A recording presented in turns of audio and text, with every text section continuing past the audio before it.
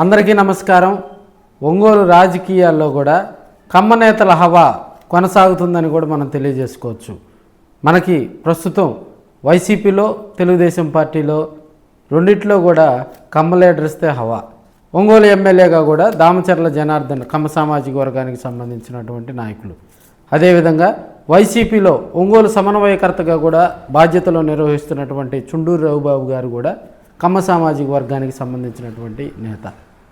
వీరిరువురు కూడా మొన్న కమ్మ కార్తీక వనభోజన కార్యక్రమాల్లో కూడా ఒకరి తర్వాత ఒకరు పాల్గొనడం కూడా జరిగింది.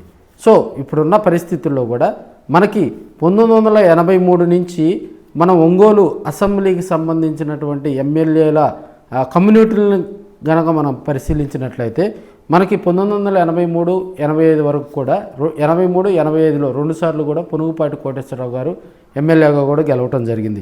1989లో బచ్చల బాలయ్య గారు గెలవటం జరిగింది. అదేవిధంగా 1994లో ఏదరరి బాబు గారు ఎమ్మెల్యేగా కూడా పనిచేయటం జరిగింది. అక్కడి నుంచి 1999 నుంచి 2012 వరకు కూడా బాలినేని శ్రీనివాసరెడ్డి గారు 4 సార్లు మనకి ఎమ్మెల్యేగా కూడా గెలవటం జరిగింది. 2014 గనక మనం గమనించినట్లయితే 2014లో దామచర్ల జనార్దన్ గారు కనివిని ఎరుగన రీతిలో కూడా బాలినేని శ్రీనివాసరెడ్డి మీద గెలుపొందడం జరిగింది. మళ్ళీ 2019లో జరిగిన ఎన్నికల్లో కూడా బాలినేని శ్రీనివాసరెడ్డి గెలవటం జరిగింది.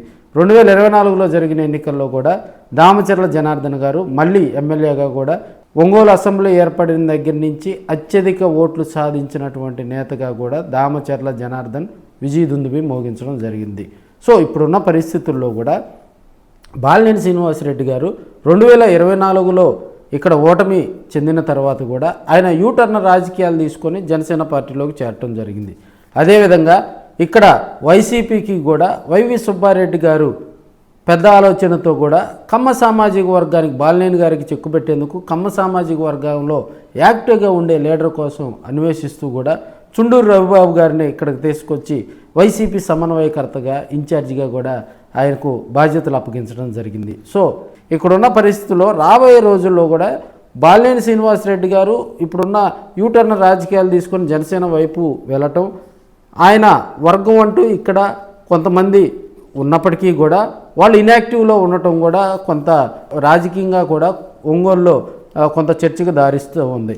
అదేవిధంగా వీరిరువురు ఒకవైపు దామచర్ల జనార్దన్ గారు అభివృద్ధి కార్యక్రమాలు చేసుకుంటూ తనదైన శైలిలో ఒంగోలులో ఉన్నటువంటి డెవలప్ యాక్టివిటీస్ ముందుకు తీసుకుపోతూ అత్యధిక నిధులు తీసుకొచ్చుకుంటూ ఒంగోలుని డెవలప్ చేసుకుంటూ ఆయన ఒక వేవ్లో వెళ్ళిపోతూ ఉన్నాడు.